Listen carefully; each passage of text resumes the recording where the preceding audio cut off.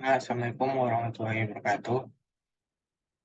Perkenalkan, nama saya Imam Hanafi Rashid, NIM 2007-3006, dengan mata kuliah Psikologi Pendidikan dengan dosen pembimbing Bu Suci. Uh, Pada kesempatan kali ini, saya akan menampilkan atau saya akan mempresentasikan hasil dari wawancara saya pada guru sekolah SMK. Saya akan di sini uh, wawancaranya mengenai tentang bagaimana strategi belajar guru tersebut dan upaya metode-metode apa pendekatan guru tersebut kepada muridnya. Baiklah, nama beliau adalah Ibu Rena dari SMK Taruna Padang. Uh, Tentang apa yang disampaikan oleh Ibu tersebut, pertama, kita harus tampil fit sebelum melakukan kelas. Jadi sebelum masuk kelas itu kita harus berpenampilan bagus dan berkelihatan gembira agar para murid tersebut bersemangat kembali. Melihat gurunya semangat, otomatis muridnya juga semangat. Begitulah kata beliau.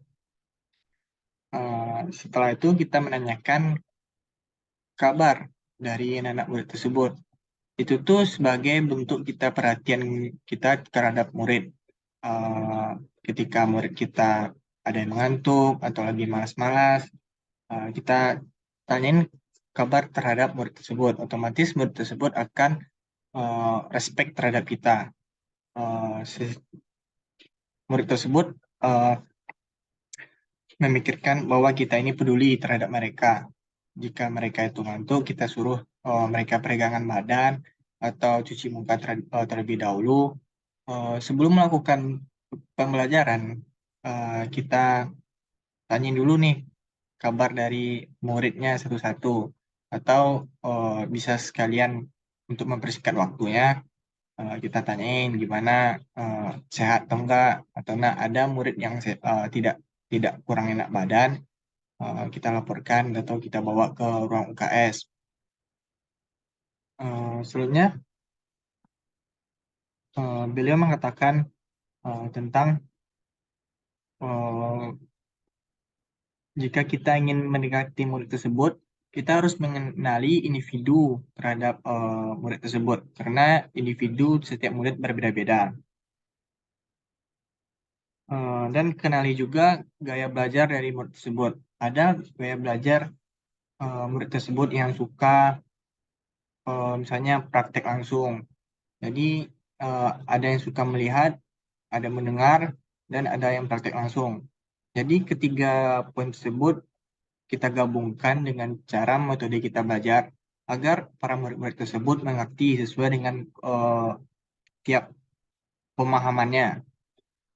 Kalau misalnya murid itu bisa belajar dengan melihat saja, maka kita tampilkan sambil praktik, sambil mendengar, sambil memberikan arahan kepada murid tersebut sebagai metode ceramah bisa, atau enggak kita dalam bidang studi, contohnya praktek nih, kita praktekin ke, ke depan murid tersebut, maka ada beberapa murid yang belajarnya hanya bisa menggunakan praktek atau paham cepat tangkapnya menggunakan praktek, maka kita lakukan metode belajar dengan praktek.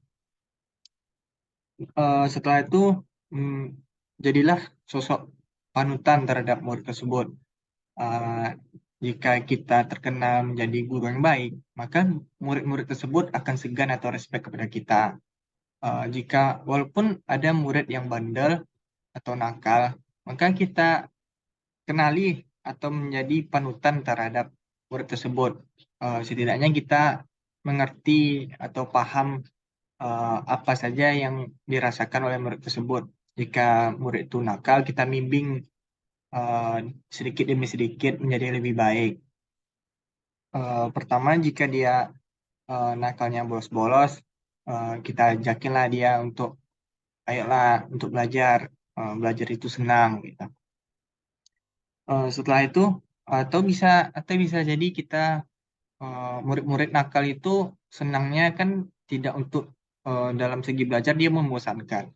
Malahan kita bisa menjadi pendengar yang baik kepada murid tersebut. Contohnya, kalau murid tersebut nakal, ada masalah, kita kita temui dia satu-satu atau individu kita tanyain. eh, Misalnya namanya Rizky. Rizky eh, kenapa nggak datang pada perkuliahan pada eh, kelas ibu? Kita tanyain kenapa. eh, Terus apakah Rizky ini ada masalah atau tidak? Jika jika Rizky ini ada masalah, kita dengarkan. Terus kita memberikan nasihat. Jangan kita memberikan hakiman kepada Rizky. Jika kita memberikan hakiman atau marahan kepada Rizky, otomatis Rizky tersebut merasa tidak tidak suka terhadap kita. Maka selanjutnya, soalnya Rizky tersebut tidak akan masuk ke kelas kita lagi. Begitulah kata beliau. Dalam pembelajaran, eh, supaya murid itu tidak bosan atau tidak mengantuk dalam kelas, metode pembelajaran kita bisa menggunakan kayak animasi atau video-video dari YouTube, sehingga murid tersebut lebih senang atau lebih lebih lebih berimajinasi lah dalam pembelajaran tersebut, sehingga pembelajaran tersebut tidak monoton. Jika kalau kita eh, full ceramah terus atau eh, kita memberikan ceramah dari awal sampai akhir, maka murid tersebut akan bosan lama kelamaan. Dan jika kita memberikan dia bekerja sendiri kelompok, maka ada beberapa murid yang hebat dan ada juga beberapa murid yang tidak lumayan hebat. Maka di situ terjadilah kesenjangan antara murid yang hebat dan tidak. Murid yang hebat akan semakin hebat dan murid yang tidak hebat maka biasa-biasa saja. Itulah kata beliau. Hmm, dan ada juga hmm, jika kita ingin mendekat kepada murid atau murid tersebut ingin dekat kepada kita, berikanlah sanjungan atau eh, atau motivasi atau kayak sanjungan seperti ada murid tersebut rajin mengumpulkan tugas, kita beri sanjungan seperti, wah, kamu ini sering mengumpulkan tugas, rajin ya. Atau nak, eh, penampilan murid tersebut rapi, kita beri sanjungan.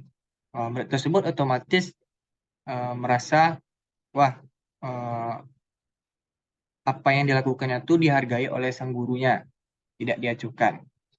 Mungkin segitu wawancara yang saya tampilkan atau yang saya presentasikan. Uh, Sekian. Assalamualaikum warahmatullahi wabarakatuh.